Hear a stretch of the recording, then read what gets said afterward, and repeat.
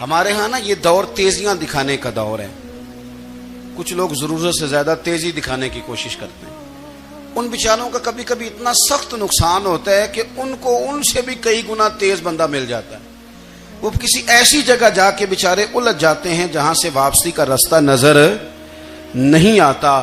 میں نے دیکھا ہے بہت سارے لوگ ایسے ہیں جن کے ساتھ لوگ آنا جانا ملنا بیٹھنا آہستہ آہستہ چھوڑ دیتے ہیں.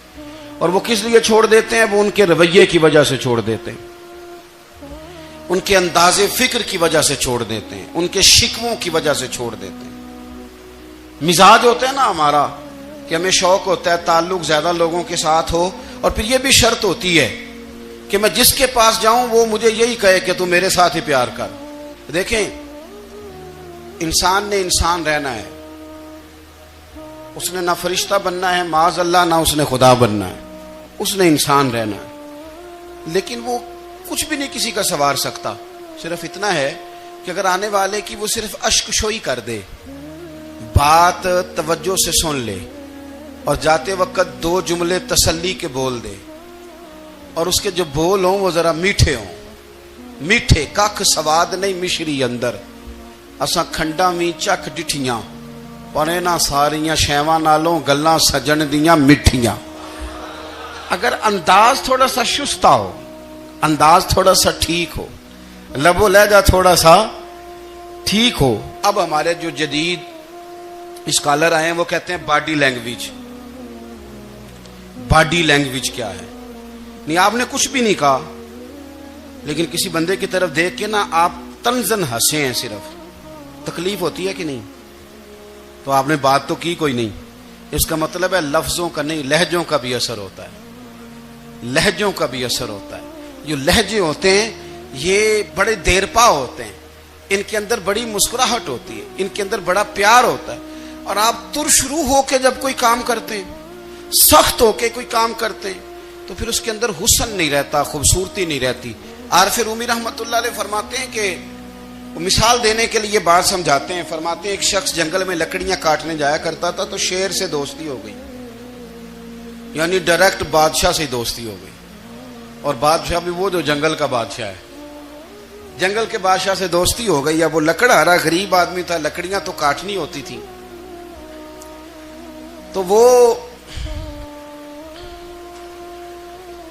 جنگل کا بادشاہ اعلان کر دیتا جانوروں کو کہ میرا دوست آیا, ایک تو کوئی تنگ نہ کرے, اور دوسرا یہ کہ سب لوگ مل کے اس کے ساتھ تعاون کریں.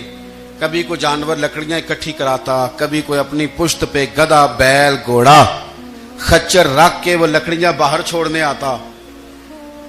تو اب اس کی بڑی دھوم مچ گئی جنگل کے اندر. لکڑہارا مزدور تھا, وہ بادشاہ سے دوستی کر کے بادشاہ ہی بن گیا.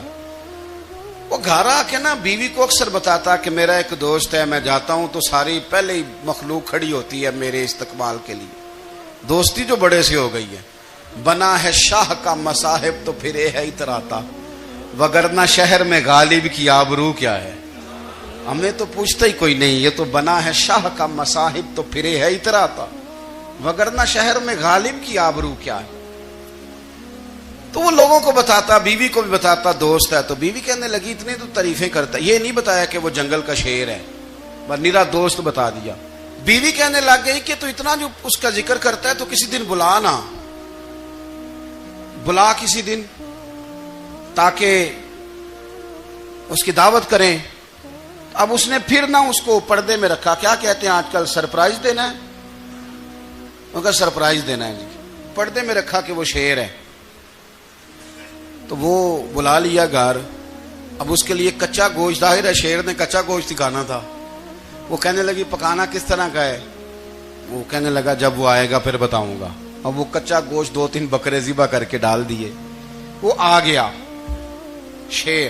عارف رومی کہتے ہیں جب وہ آیا نا تو اس کی بیوی نے دیکھا تو اس نے ایک سخت جملہ کہہ دیا. کہنے لگی اوہو, میں سمجھی تھی پتہ نہیں کون ہے, اس طرح کے درندے تیرے یار ہیں, کتے بلے دوست بنائے ہوئے ہیں, یہ کیا بات ہوئی. خیر وہ شیر نے سن لیا, گوشت کھایا, وہ چلا گیا. اگلے دن لکڑہارا لکڑیاں کاٹنے گیا تو شیر نے ملاقات کرتے ہی لکڑہارے سے کہا کہ یہ نا کلاڑی اٹھا اور میری پشت پہ نا ایک زخم کر دے. اس نے کہا نہیں میں یہ کام نہیں کرتا، تو میرا دوست ہے۔ اس نے کہا سن بھائی، میں نے پیار سے کہا ہے تو مان جا، ورنہ میں ہوں شیر، میں نے تجھ سے منوا ہی لینا ہے، میں کوئی تکلیف دوں گا مناسب نہیں، تو کر۔ اس نے کلاڑی اٹھائی اور اس کی پشت پہ ایک زور سے زخم لگا دیا، خون بہنے لگا۔ اس نے کہا تو نے آج کے بعد آنا ہے، لکڑیاں کاٹنی ہے، تجھے کوئی کچھ نہیں کہے گا، بس یہ ایک حکمت تھی جو میں نے کیا ہے۔ قصہ مختصر، وہ آتا رہا، لکڑیاں ملتی رہیں، خدمت بھی ہوتی رہی، 6-8 ماہ گزر گئے۔ ایک دن شیر اس سے کہنے لگا یہ میرے ذرا بال اٹھا کے دیکھ، وہ جو تو نے زخم لگایا تھا وہ کہاں پہ ہے؟ اس نے وہ بال اٹھا کے دیکھا تو زخم ملا ہی نہیں، کئی جگہ پہ ٹٹولا کا یار یہاں تھا یہاں تھا یہاں تھا۔ شیر نے پھر کیا کمال ہی جملہ کہا، اس نے کہا کہ وہ جو کلاڑی کا زخم تو نے لگایا تھا نا وہ مکمل ہو گیا، لیکن تیری بیوی کا جو لہجہ تھا اور اس کی جو تلخی تھی وہ آج تک میرے ذہن میں موجود ہے، وہ ابھی بھی مجھے تکلیف دیتی ہے۔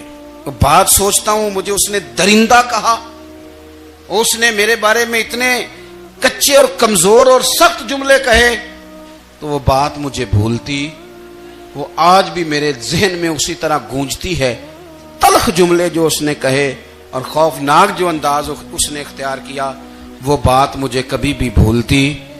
تو آپ کے لفظ لوگوں کو بھول جاتے ہیں پر لہجہ یاد رہتا ہے اگر ہم اپنے لہجے پر تھوڑی توجہ ہی کر لیں۔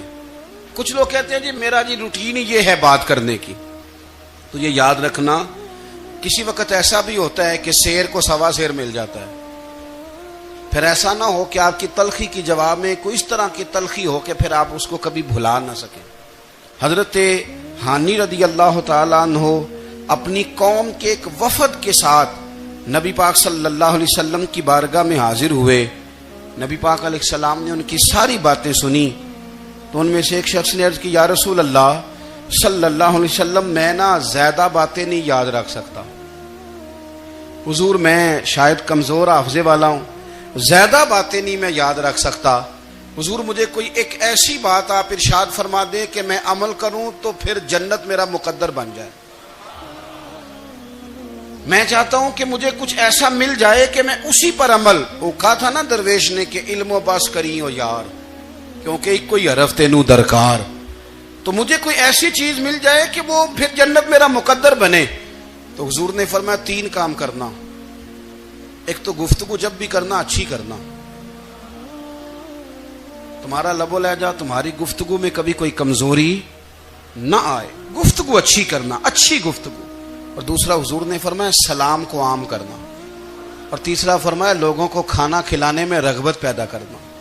یہ کام کر، پھر اللہ تبارک و تعالی تیرے مقدر میں جنت کو شامل فرما دے گا۔ تو میرے عزیز آپ اس بات کو سمجھیں کہ ہمارے اخلاقی رویے، ہمارا کردار، ہمارا لب و لہجہ، ہم نا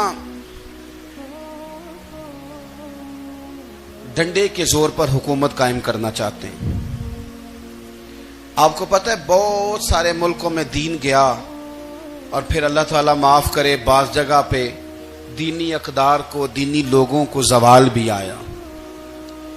بر صغیر پاک و ہند میں دین آیا لیکن اللہ کے فضل سے زوال نہیں آیا اور کبھی آئے گا بھی نہیں،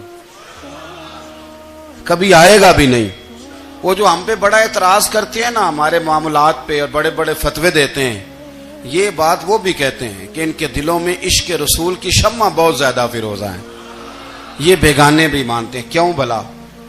اس کی وجہ سمجھیں، ہمیں جو دین پڑھایا ہے وہ صوفیاء نے پڑھایا ہے، اور صوفی جو دین پڑھاتا ہے نا اس کا لب و لہجہ میٹھا بڑا ہوتا ہے، اس کے لب و لہجے میں اخلاص بڑا ہوتا ہے، اس کے لب و لہجے میں للہیت بڑی ہوتی ہے، تلخی نہیں ہوتی۔ تو وہ دین پڑھاتے نہیں، وہ گھول کے پلا ہی دیتے ہیں۔ انہوں نے نا لوگوں سے پیار ڈالا، لوگوں کی ان کے ساتھ محبت ہو گئی، پیار ہو گیا، پھر انہوں نے میٹھے انداز میں لوگوں کو دین سمجھایا، ان کو اچھے طریقے سے اچھے لب و لہجے میں دین کی اور خیر کی باتیں ان تک پہنچائیں۔ اس کا فائدہ یہ ہوا میرے عزیز کہ لوگوں کی روحوں تک دین اتر گیا ہے۔ ہمارے وہ بچے جن کی عمریں ابھی بالکل چھوٹی ہوتی ہیں، 4 سال 5 سال کی، وہ بھی رسول پاک کا نام لیتے ہیں تو بڑے وجد کے عالم میں لیتے ہیں۔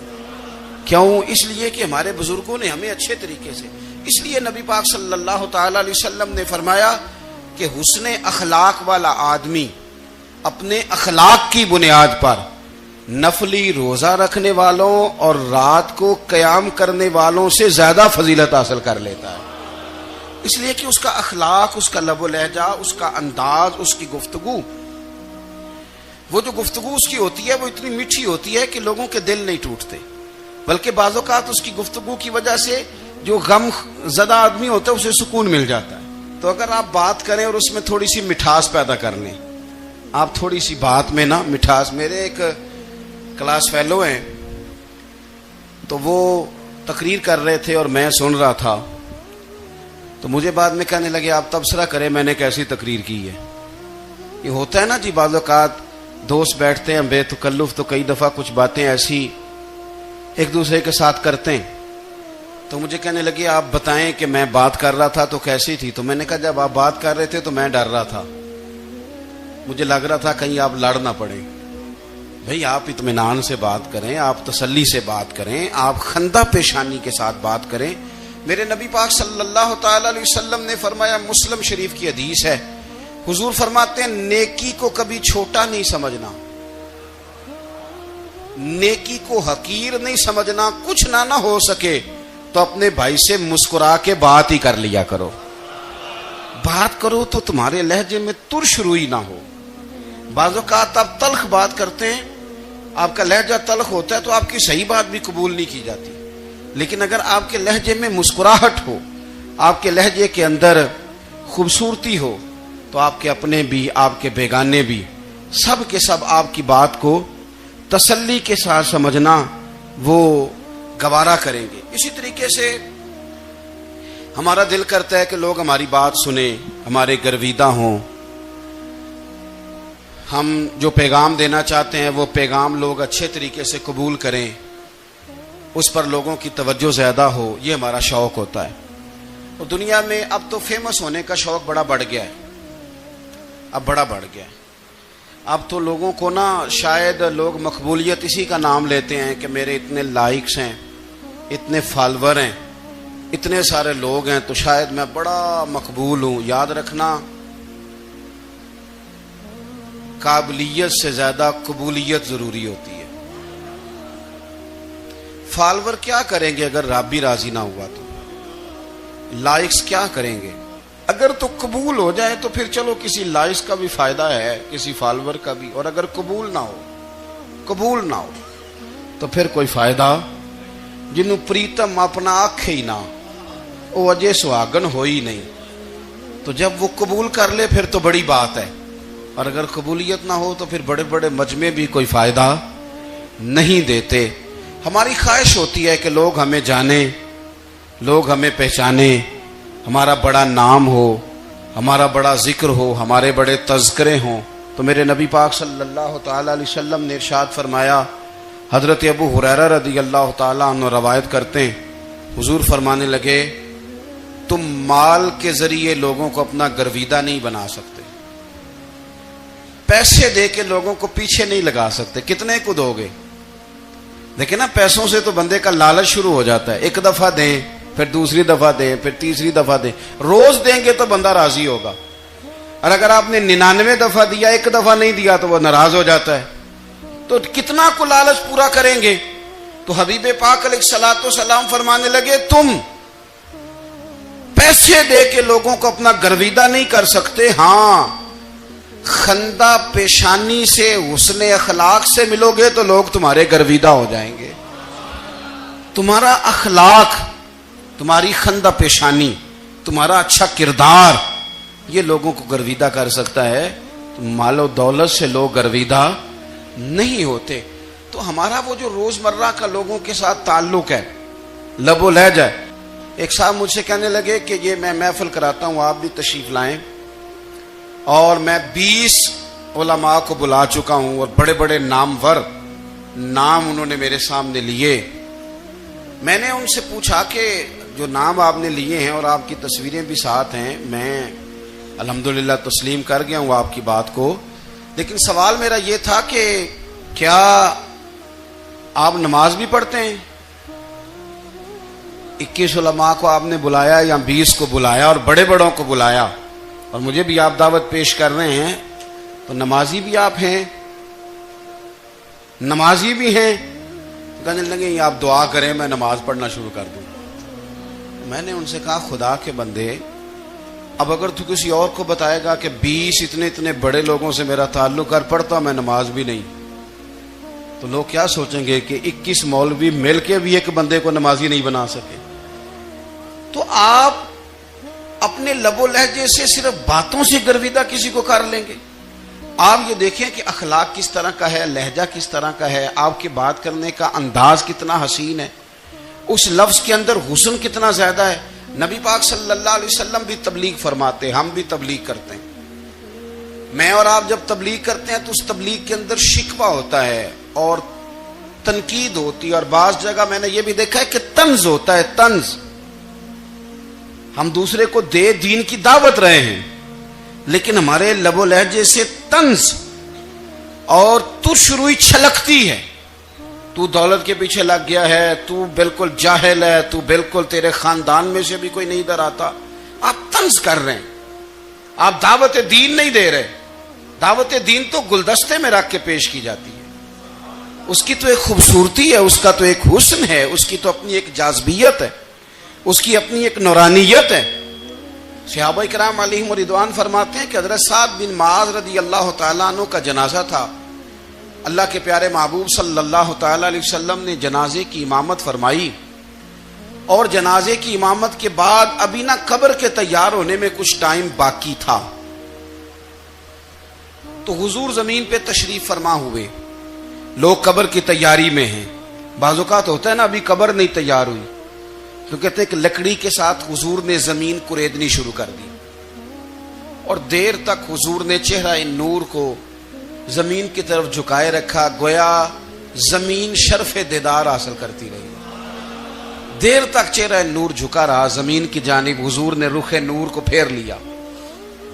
सहाबा कहते हैं कि हम ना बड़े, जब हुजूर हमारे करीब होते थे तो हमारा ख्याल होता था कि रहमत की बरखा है, अपने अपने हिस्से का करम उड़ेल ले अपने ऊपर।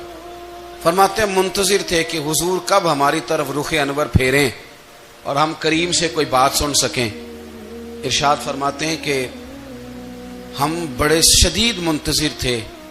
देर के बाद नबी पाक अलैहिस्सलाम ने चेहरा अनवर उठाया, देर के बाद चेहरा अनवर उठाया।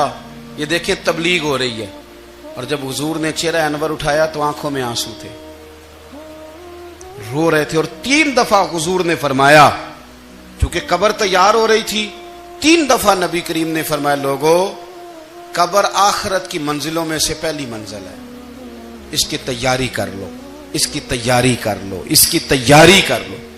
3 दफा हुजूर ने ये जुमले दोहराए। क्यों? एक मैं तबलीग करता हूं, पर उसमें न दर्द है, न रोना है, न वो लबो लहजा है। एक हुजूर दावत दे रहे हैं कब्र की तैयारी की, लेकिन उसमें आंसू हैं, उसमें खास रगबत है गुलामों के लिए। तो अपनी जिंदगी के अंदर जो हमारा अंदाज़े तकल्लुम है, हमारा अंदाज़े गुफ्तगू है, मैं कहा करता हूं कि हम ना दीन के लिए जब कलाम कर रहे होते हैं तो शिद्दत होती है हमारे जुमलों के अंदर। बाद मकामात शिद्दत के होते हैं। आप जिहाद की बात कर रहे हैं, नामूस रिसालत की बात कर रहे हैं, तो किसी जगह आपके लबो लहजे के अंदर शिद्दत का हो जाना बुरा नहीं है, बल्कि वो अच्छा है। लेकिन मेरे अजीज, हर वक्त ही कुछ लोग तलख हैं, उन्हें किसी वक्त भी आप उनसे मुलाकात कर लें, वो लोग आपको परेशान ही नजर आएंगे।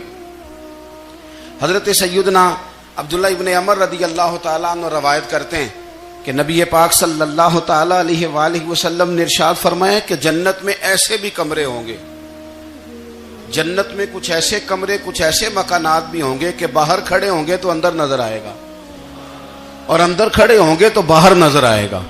यानी एक तो तुम आईने लगाते हो ना, वो दीवारें इतनी शफाफ होंगी कि अंदर बाहर से उनका हुस्न दिखाई देगा।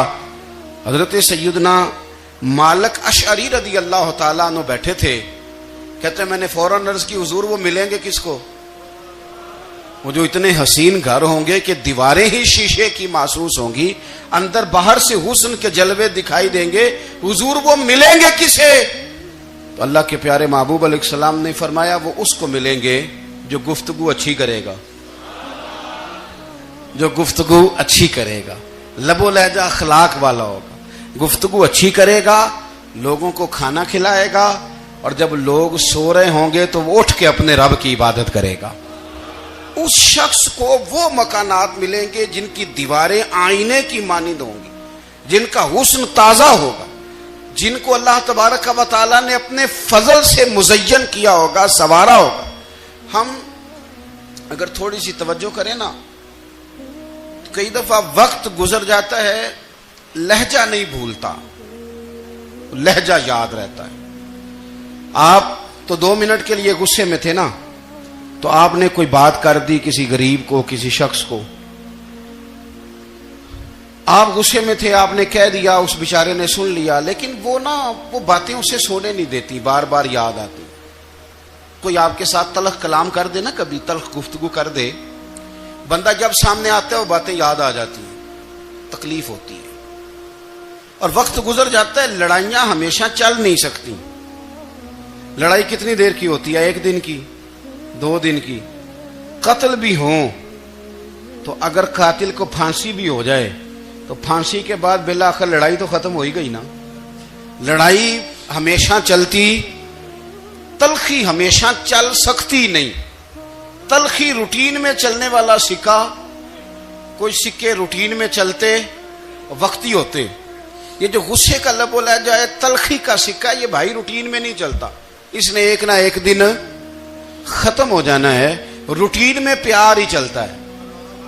حضرت جابر ابن عبداللہ کہتے ہیں حضور پہلے دن مدینہ منورہ آئے، میں زیارت کے لیے گیا تو میں نے مسکراتے دیکھا۔ 10 سال میں دیدار کرتا رہا، اور وصال سے چند دن پہلے بھی میں نے زیارت کی تو مدینے والے محبوب کو مسکراتے ہوئے ہی دیکھا ہے۔ یہ جو آپ کا لب و لہجہ ہے نا، اخلاق والا، حسن والا، مسکرانے والا، یہ لب و لہجہ نا ذرا لمبا چلتا ہے، یہ روٹین ہے، یہ روز چلے گا۔ یہ سکہ وہ ہے جو رائج الوقت رہتا ہے، یہ کبھی بھی ختم ہونے والا یہ خزانہ ہے۔ تو یہ جو آپ کا تلخ لب و لہجہ ہے، یہ روٹین نہیں۔ نبی پاک علیہ السلام کا فرمان سنیں، کلیجہ ٹھنڈا کرتا ہے۔ حضور نے فرمایا قیامت کے دن میرے زیادہ قریب وہ لوگ ہوں گے جن کے اخلاق زیادہ اچھے ہوں گے، ان کو نہ ذرا نیڑے جگہ ملے گی، قرب میں ذرا جگہ ملے گی، قرب میں۔ اساں جے ہاں گناہیاں دا جدوں آمال نامہ پھرول ہوئے، ذرے ذرے نے سامنے آ جانا، جو منہ تھی بولیا بول ہوئے، اساں کول حضور دے بیٹھ رہنا ہے۔ لکھ عمل ترکڑی تول ہوئے، او دے کولوں کی رب نے حساب لینا جیڑا بیٹھا ہی محمد دے کول ہوئے، او دے کولوں کی رب نے حساب لینا، بیٹھا ہی حضور دے۔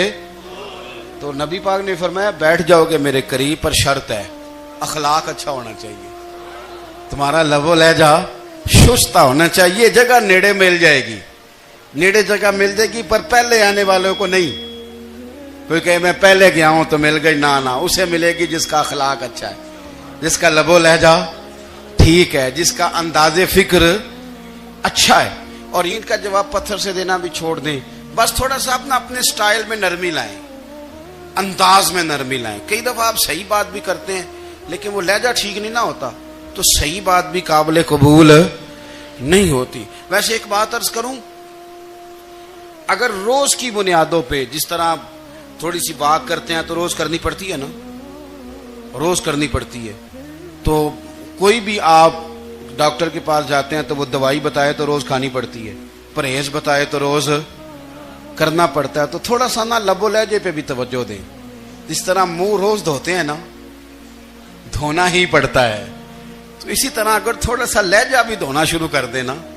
یہ جو لوگ آپ سے تھوڑا تھوڑا شکوہ کرتے ہیں، تو اس نے کہا تھا کہ میرے لہجے میں غرور آیا تھا، اس کا حق تھا کہ وہ شکایت کرتا، تو کہیں تو ایسا ہے نا، کہیں تو کوئی تو بات بہو نے غلط کی ہے نا کہ ساس رو رہی ہے، کچھ تو ساس نے ایسا کہا ہے نا کہ بہو بیچاری کپڑے باندھ کے بچوں سمیت کہتی ہے گزارا نہیں ہوتا، کچھ تو ایسا بھائی آپ نے کہا ہے نا کہ کسی شخص کے من پسند روٹی پکی ہے پر وہ بیچارہ 3 دن سے کھا نہیں سکا، کوئی تو بات ایسی ہوئی ہے نا کہ سامنے والا तड़प के रोया है और हंसना भूल गया है।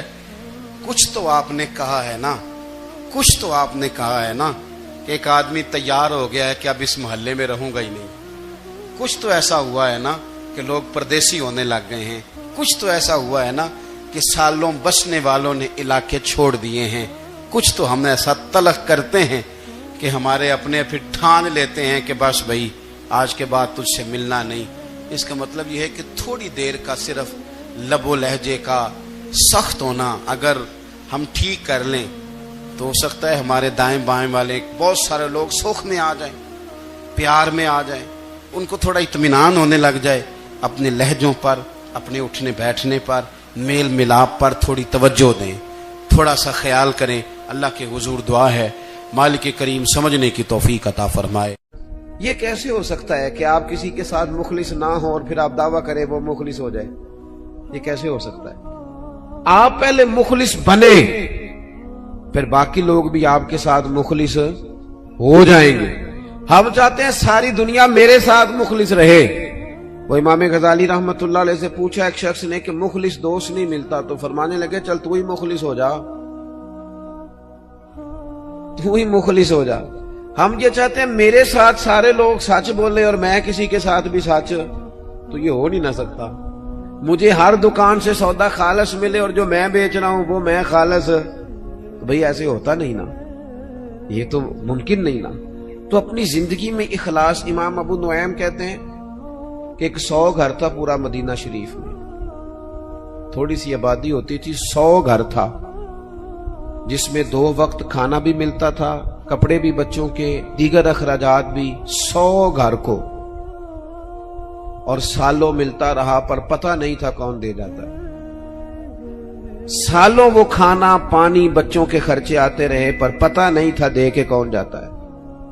फिर अचानक एक दिन ऐसा आया कि वो खाना भी आना बंद हुआ, वो सारी चीजें बंद हुई, लोग परेशान हुए, डिस्टर्ब हुए, तकलीफ बढ़ी। एक दूसरे से पूछने लगे तेरे घर भी नहीं आ रहा? उसने कहा नहीं आ रहा। तेरे घर 100 तो घर था। फिर कहा पता करो कब से नहीं आ रहा, तो पता चला 18 मुहर्रम से मेरे घर नहीं आया लंगर। 18 घर से वो कहने लगा 18 मुहर्रम से मेरे घर भी नहीं आया। वो जब गरीबों ने तारीखें मिलाई 100 घरों ने, तो 18 मुहर्रम से ही लंगर बंद हुआ। पता करो 18 मुहर्रम को क्या हुआ, तो पता चला 18 मुहर्रम को इमाम ज़ैनुल आबिदीन का इंतकाल हुआ। 18 मुहर्रम को इमाम साहब का विसाल हुआ।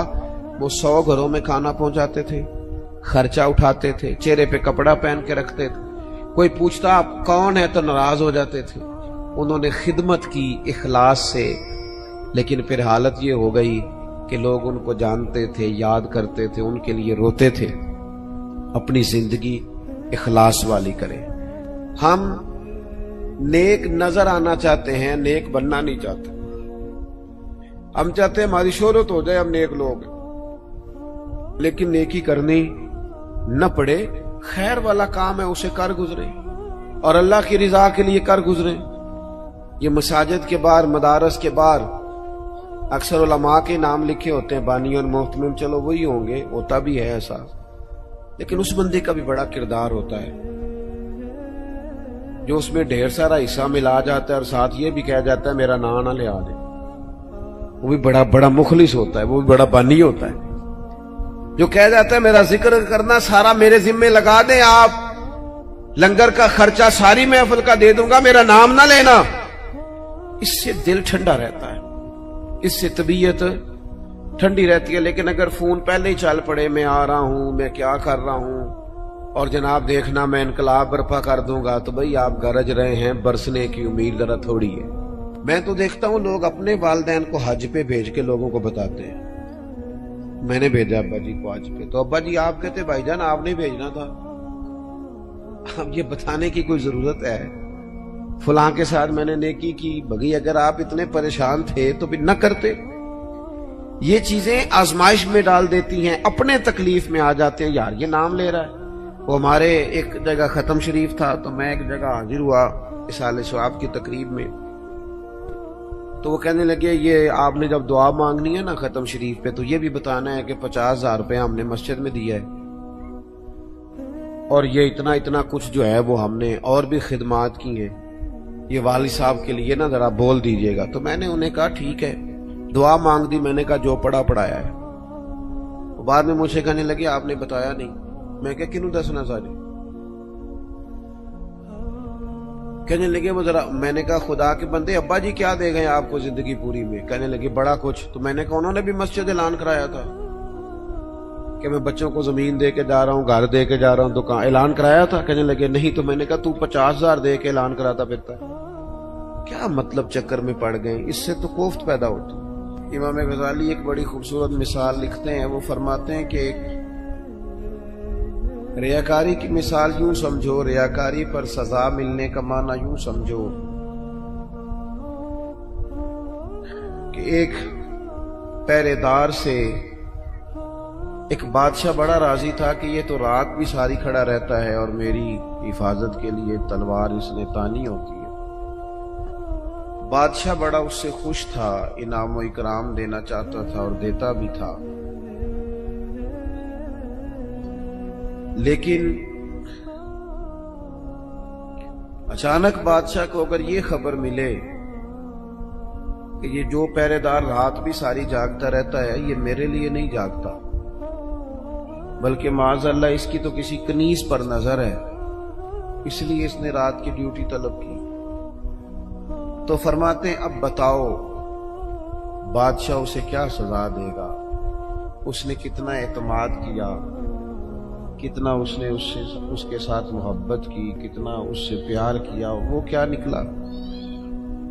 ہمارا بھی یہ معاملہ ہوتا ہے کہ ہم اگر کسی شخص پر بڑا اعتماد کرتے ہیں، اس سے بڑی محبت کرتے ہیں، لیکن اگر ہمارا اعتماد ٹوٹتا ہے ہمیں تکلیف ہوتی ہے۔ نبی پاک علیہ الصلوۃ والسلام نے فرمایا سب سے بڑی زیادتی یہ ہے تمہارا اپنے بھائی کے ساتھ ظلم، یہ ہے کہ تم اس کے ساتھ کسی معاملے میں جھوٹ بول رہے ہو اور وہ تمہیں سچا سمجھ رہا ہو، یہ بڑا جھوٹ ہے تمہارا۔ مخلص زندگی جو ہوتی ہے نا، اخلاص والی، وہ قابل قبول ہوتی ہے۔ اپنی زندگی سے ہر قسم کی تصنع کو ہٹائیں، ہر قسم کی بناوٹ کو ہٹائیں، ہر قسم کی جو ظاہری زیب و زینت ہے، جو ملمہ سازی ہے، اس کو دور کریں۔ دینی کام بھی اگر اللہ کی رضا کے لیے نہ کیا جائے تو وہ دنیا بن جاتا ہے، اور اگر بظاہر وہ کام دنیا کا ہو لیکن کیا رب رسول کی رضا کے لیے جائے، اللہ رسول کی رضا کے لیے۔ دیکھیں نا، ایک آدمی تجارت کر رہا ہے، بظاہر تو وہ کاروبار کر رہا ہے، پیسے کما رہا ہے، بظاہر تو وہ کام کر رہا ہے جس کو عام مفہوم میں لوگ دنیا داری کرنا کہتے ہیں، لیکن حضور علیہ السلام نے فرمایا جو سچا تاجر ہوگا نا، سچا تاجر، اللہ قیامت کے دن اسے نبیوں کے ساتھ جگہ عطا فرمائے گا۔ وہ تجارت کر رہا ہے پر کر سچائی کے ساتھ رہا ہے، لوگوں کو صحیح چیز دے رہا ہے، تو اللہ تعالیٰ اسے کوئی اور رستہ نہیں ہے۔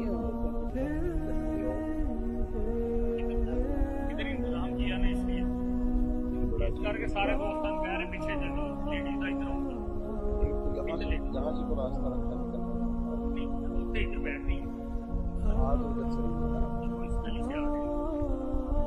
اللہ آپ کو سلامت رکھے۔ خواتین کے لیے کوئی الگ بندوبست ہو جائے گزرنے کا تو وہ اچھی بات ہے، اللہ آپ کو سلامت رکھے۔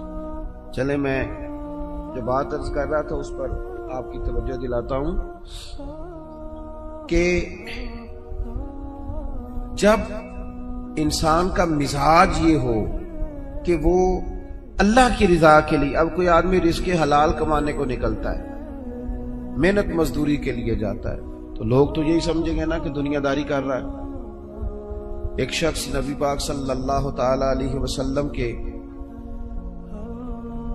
سامنے سے گزرا، صحابہ بھی موجود تھے، تو جب وہ گزرا تو بعض لوگوں نے کہا دیکھو یہ کاش اللہ کے رستے میں جد و جہد کرتا، یہ تو دنیا داری کر رہا ہے۔ تو حضور نے فرمایا اگر اپنے بچوں کے لیے رزق حلال کمانے نکلا ہے پھر بھی اللہ کے رستے میں ہی ہے، اور اگر اس لیے نکلا ہوا ہے کہ کسی کے سامنے ہاتھ نہ پھیلانا پڑے تو پھر بھی یہ اللہ کے رستے میں ہی ہے۔ اور فرمایا اگر اس لیے نکلا ہے کہ اپنے بہن بھائی بال بچے ماں باپ دوست احباب کے ساتھ خیر کرے گا تو پھر بھی اللہ کے رستے۔ یعنی بظاہر وہ کام جنہیں لوگ دنیا کا کام سمجھتے ہیں، اگر اس میں بھی رضا الہی شامل کر لی جائے تو وہ کام دین بن جاتا ہے۔ اور اگر جس کام کو لوگ دینی کام سمجھ کے کریں لیکن اس میں تصنع آ جائے، بناوٹ آ جائے، لوگوں کو ذرا پتہ چل جائے، ذرا میری بھی فوٹو آ جائے، ذرا میرا بھی نام ہو جائے، تو آپ نے دینی کام نہیں کیا یا آپ نے دنیا داری کی۔ تو اپنی زندگی میں اخلاص، میں اکثر دوستوں سے کہتا ہوں کہ میاں بیوی بھوک میں بھی گزارا کر لیتے ہیں، تھوڑی وسائل میں بھی زندگی گزر جاتی ہے، شرط یہ کہ ایک دوسرے کے ساتھ مخلص ہو۔ لیکن اگر خاتون کو پتہ چلے کہ میرے ساتھ مخلص نہیں ہے اور خامد کو پتہ چلے کہ میرے ساتھ مخلص نہیں ہے تو وہ گھر نہیں چلتا۔ تو اگر اخلاص نہ ہو تو ایک گھر نہیں چلتا تو پورا دین کیسے چلے گا؟ اپنی زندگی میں، اپنے مزاجوں میں اخلاص بہت ساری ہماری پریشانیوں کا سبب ہمارا دکھاوا ہے۔ اور میں نے دیکھا ہے یہ جو دکھاوا کرنے والے ہیں بیچارے، یہ بڑے ڈسٹرب لوگ ہیں، ذہنی طور پر شدید پریشان لوگ ہیں دکھاوا کرنے والے، بیچارے بڑی تکلیف میں ہیں کہ دیکھو یار میری فوٹو نہیں آئی، خود بتاتے ہیں اللہ کا شکر ہے جی میں فلانا کام بھی نیکی کا کرتا ہوں، بڑا کرم ہے جی فلاں خیر بھیا۔ آپ کو یہ کیوں بتانا پڑا؟ اتنی پریشانی کیوں لگ گئی آپ کو؟ اگر آپ کرتے ہیں تو اللہ تعالیٰ اس کا اجر آپ کو عطا کرے گا۔ خود بخود آپ کو کیوں ایسا کرنا پڑا؟ اخلاص والی زندگی گزاریں، اپنے لہجوں میں، اپنے لفظوں میں حسن اور صفائی لائیں۔ دیکھیں نبی پاک صلی اللہ تعالی علیہ وسلم نے فرمایا قیامت کے دن کچھ لوگ بڑی نیکیاں لے کے رب کی بارگاہ میں حاضر ہوں گے، ان کے پاس بڑی نیکیاں ہوں گی، لیکن اللہ فرمائے گا تم نے نیکیاں تو کی تھیں پر کی تھی لوگوں کو دکھانے کے لیے۔ اب اس طرح کرو، جن کو دکھانے کے لیے نیکی کی تھی انہی سے جا کے اجر مانگو، میرے لیے کی نہیں، لہذا ان سے اجر مانگو جن کے لیے تم نے نیکی۔ بڑا سخت معاملہ ہے اور بڑا اذیت ناک مسئلہ ہے دکھاوے کا۔ یعنی کوئی بھی آپ کام کریں، آپ کسی کے شاگرد ہوں تو مخلص ہوں، کسی جگہ ارادت مند ہوں تو مخلص ہوں، کسی جگہ استاد ہوں تو مخلص ہوں، کسی جگہ آپ کی ذمہ داری تعلیم و تربیت کی ہو تو مخلص ہوں۔ اگر اخلاص نہیں ہوگا تو پھر ریاکاری کا سادہ ترجمہ اداکاری ہوتا ہے، پھر اداکاری بندہ کتنی کو کرے گا، تھک جائے گا۔ آپ مخلص ہو کر اپنا کام بھی صحیح کر کے کریں اللہ کی رضا کے لیے۔ یہ رشتہ داروں میں زیادہ لڑائیاں کیوں ہوتی ہیں؟ سارا چکر پروٹوکول کا ہے، مجھے آگے نہیں کیا، میرا نام نہیں لیا۔ اگر اخلاص ہو جائے نا یار میں نے اللہ کی رضا کے لیے صلہ رحمی کرنی، تو پھر تو میرے نبی پاک نے فرمایا جو تم سے توڑے اسے جوڑو، جو تمہیں محروم کرے اسے عطا کرو، پھر تو انداز اور ہو جاتا۔ اخلاص جو ہوتا ہے وہ اصل ہوتا ہے، اخلاص جو ہوتا ہے وہ حسن ہوتا ہے۔ اور نبی پاک علیہ السلام نے فرمایا مخلص ہو جاؤ، خالص ہو جاؤ اللہ کی رضا کے لیے، تمہارا تھوڑا عمل بھی تمہیں کفایت کر جائے گا، تھوڑا عمل بھی تمہارے لیے زیادہ ہو جائے گا۔ مخلص ہو جاؤ، تھوڑا عمل بھی فائدہ دے گا۔ لیکن اگر اخلاص نہیں تو پھر تو انسانی زندگی انتہائی کٹھن ہو جاتی ہے، وقت گزارنا مشکل ہو جاتا ہے۔ مخلص ہے نا جو بندہ، تو وہ سادہ بھی ہے، جو مخلص ہے وہ چھپا ہوا بھی ہے، اور حضور نے فرمایا اسے مبارک ہو جسے تھوڑے لوگ جانتے ہیں۔ وہ بندہ ویسے ہی انفرادی ہو جاتا ہے۔ اخلاص اپنی زندگی میں، اپنے معاملات میں، اپنی روٹین میں، اس کو میں نے ایسے لوگوں کو دیکھا جو ٹیچر ہیں کسی ادارے میں، خود پتہ چل جاتا ہے انہیں کہ یار یہ بچہ کمزور ہے، غریب ہے، اس کے ماں باپ زیادہ اخراجات قبول نہیں کر سکتے، اٹھا نہیں سکتے، تو میں نے دیکھا ہے کہ وہ استاد سب اپنی جیب سے اس کا خرچہ دے رہے ہوتے ہیں۔ یہ اخلاص ہے۔ اگر مخلص ہو جائیں، منتظمین، معاونین، تو بہت سارے بچے جو تعلیم سے رہ جاتے ہیں وہ نہ رہیں، وہ پڑھ جائیں۔ ہم اگر مخلص ہو جائیں، اخلاص ہو جائے، تو ہم بہت سارے لوگ ایسے ہوتے ہیں جن کو ساتھ لے کے چل سکتے ہیں، ان کے کاروبار سیٹ کرنے میں مددگار ثابت ہو سکتے ہیں۔ لیکن ہمارا تو خیال ہوتا ہے کہ کہیں ایسا نہ ہو کہ وہ بھی سیٹ ہو جائے تو میرے برابر نہ آ جائے۔ मुखलिस अगर हो जाएं तो जिंदगी में बड़े सारे लोगों का हाथ थामेंगे, बड़े सारे लोग होंगे जिनको लेके चलेंगे। शर्त अल्लाह की रजा है, अल्लाह की रजा शर्त। अगर अल्लाह ताला की रजा, वो हजरत साद बिन नबी वकास रदी अल्लाह ताला अन्हु कहते हैं, जब हम कादसिया के इलाकों में जंग लड़ रहे थे ना, तो वहां एक शख्स बड़ा महंगा माले गनीमत, बाज ने तो लिखा है कि ताज सोने हीरे लगे हुए थे, बादशाह का ताज। वो बंदा ना ढूंढ के लाया, मिल नहीं रहा था, जंग हुई तो रेतला इलाका था, ताज बादशाह के कहीं खो गया। एक आदमी सादा सा फौजी वो ताज लेके शाम को सिपा सालार के खेमे में दाखिल हुआ, तो उनसे जब पूछा गया, वो ताज उन्होंने पेश किया, चेहरे पे कपड़ा डाला हुआ था, तो उनसे पूछा गया कि आप बड़े अमीर आदमी हैं जो आपने बड़ी दयानतदारी से ये ताज वापस कर दिया। कहने लगे नहीं, गुजर बसर मुश्किल से। तो कहा फिर आपने इतना महंगा ताज हाथ आया था, वापस कैसे कर दिया? कहने लगे मैंने अपने रब को राजी करना, दयानतदारी अल्लाह की रजा के लिए दिखाई। अब वो वापस जाने लगे तो उनको आवाज दे के पूछा गया, नाम ही बताते जाएं, कबीला ही बताते जाएं। यहां तो आपको पता है तस्वीरें भी लगती हैं, अखबार भी आते हैं, फेसबुक भी चलती है, फलाने को भी पता चल जाता है, बोर्ड भी लगते हैं, फटियां भी, यहां तक कि लोग मस्जिद की टाइलों पे भी नाम लिखवा लेते हैं, बराए साले सवाब। वो फरिश्तों को पता है किसके लिए किया, पता है जिसने अजर देने है उसे। आप किस हिसाब से नाम लिखवा रहे हैं? पता है अल्लाह को जिसने अजर देना है उसे वो जानता है।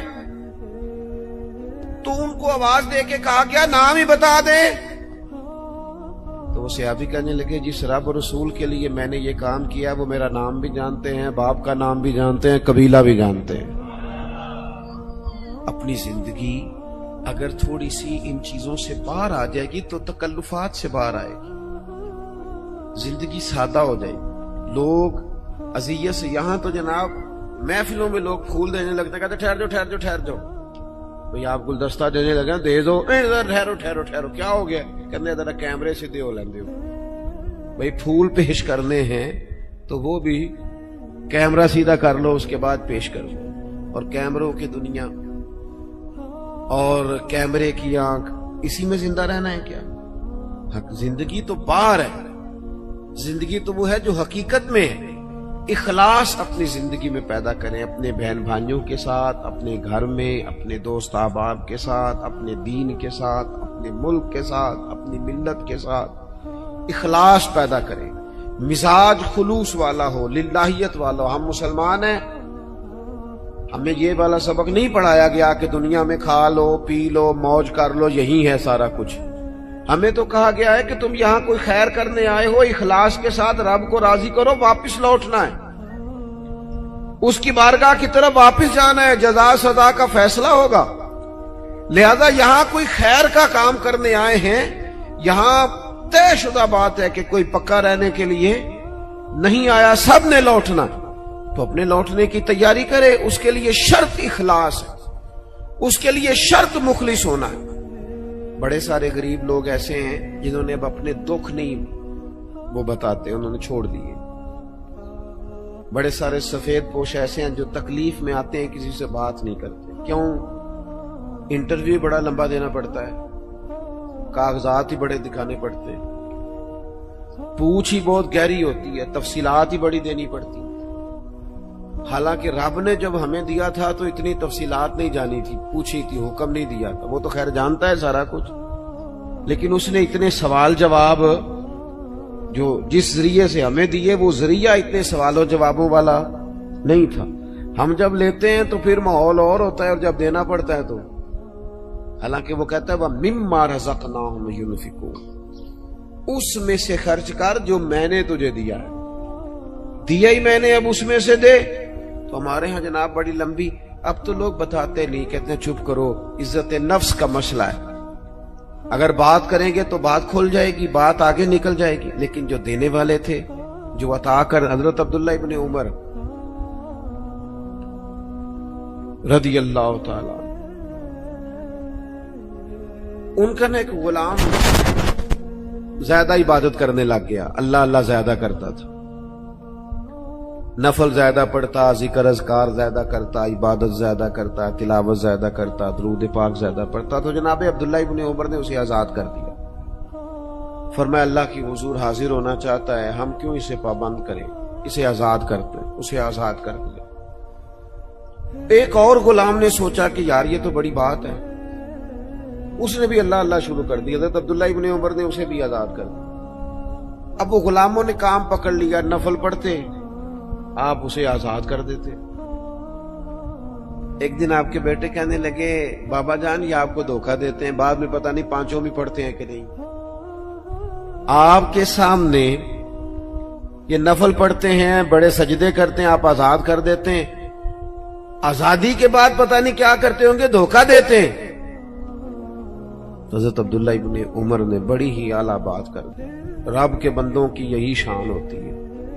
فرمانے لگے یہ مجھے رب کے نام پہ دھوکہ دیتے ہیں، میں تیار ہوں دھوکہ کھانے کے لیے۔ اس نام پر میں دھوکہ کھانے کو، یہاں لوگ بڑے بڑے ناموں پہ دھوکے نہیں کھاتے، تیرا پلاٹ مہنگا بیچ دوں گا، لوگ دھوکہ کھا نہیں جاتے، تو جمع کرا تیرے 100 کے 250 ہو جائیں گے، کھاتے نہیں۔ دولت کے نام پہ تو دھوکے کھاتے ہیں نا، لوگ اقتدار کے نام پر بھی تو دھوکے کھاتے ہیں نا۔